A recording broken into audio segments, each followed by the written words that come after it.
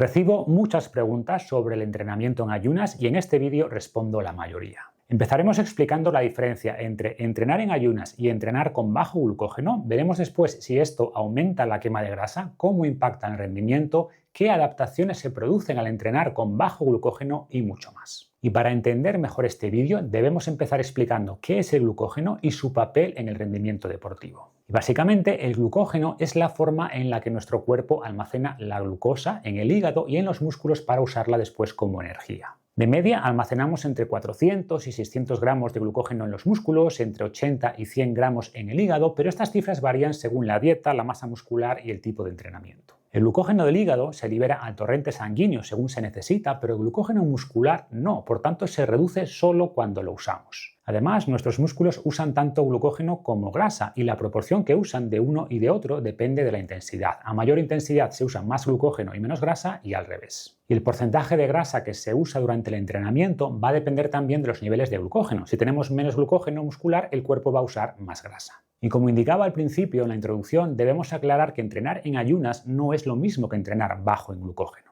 Hemos visto que los músculos no pierden su glucógeno si no los usamos, si no los activamos y por tanto si has cenado normal con algo de carbohidrato, pues tus reservas de glucógeno muscular van a estar un poco más bajas por la mañana, pero no mucho. La diferencia estará principalmente en el glucógeno hepático, cuyo nivel sí va a estar significativamente más bajo si no has desayunado porque se ha ido usando durante la noche. ¿Y qué impacto tiene esto durante el entrenamiento? Pues varios. Por ejemplo, a nivel metabólico, un metaanálisis de 27 estudios indica que el ejercicio en ayunas aumenta significativamente el uso de grasa como combustible durante el entrenamiento. Pero no debe confundirse usar más grasa durante el entrenamiento con perder más grasa a lo largo del tiempo, que es lo que generalmente queremos. Y de hecho, la mayoría de estudios no observan diferencias significativas en pérdida de grasa ni en ganancia muscular entre entrenar en ayunas o desayunar antes de entrenar. Como explicamos en el programa Momentum, la clave para la pérdida de grasa está más en ajustar la alimentación que en si quemamos un poco más de grasa o un poco menos durante el entrenamiento o si entrenamos en ayunas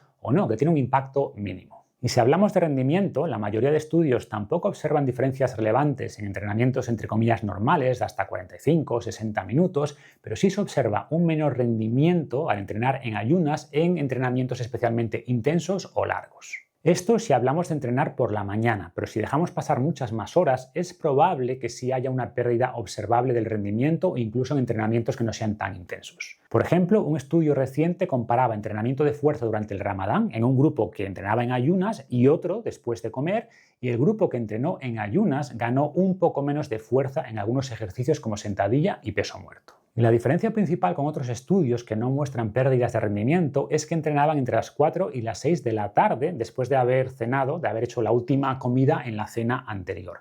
Por tanto, si durante el día se han estado moviendo y no han comido nada, es posible que lleguen a la tarde con menos glucógeno, menos energía y eso reduzca la calidad del entrenamiento respecto a entrenar más cerca de la hora a la que te levantas. En cualquier caso, debemos diferenciar entre el rendimiento en sesiones individuales y las adaptaciones que se producen a largo plazo. Y varios estudios indican que incluir sesiones de entrenamiento en ayunas, o mejor dicho, sesiones de entrenamiento con bajo glucógeno, podría favorecer adaptaciones que mejorarían el rendimiento a largo plazo. Y aquí podríamos hablar de una mayor biogénesis mitocondrial, de un aumento de ciertas enzimas oxidativas y de transportadores de ácidos grasos y también de mayor capacidad de almacenar glucógeno por un mecanismo de supercompensación. Pero como indicaba antes, para lograr esto no es suficiente entrenar en ayunas, sino que debemos vaciar más el glucógeno para llevarlo a niveles por debajo de 300 milimoles por kilo de peso seco, que sería como la mitad de su capacidad total. Pero tampoco nos interesa que esté mucho más bajo porque entonces la calidad del entrenamiento sería mucho peor y no vamos a lograr tampoco ese potencial beneficio. ¿Y cómo podemos lograr estas adaptaciones? Pues hay varios protocolos. Uno que se ha estudiado en un par de estudios es el Sleep Low y se llama así porque consiste en manipular la alimentación y el entrenamiento para dormir con bajo glucógeno muscular. En uno de estos estudios participaron 21 ciclistas entrenados divididos en dos grupos durante 3 semanas.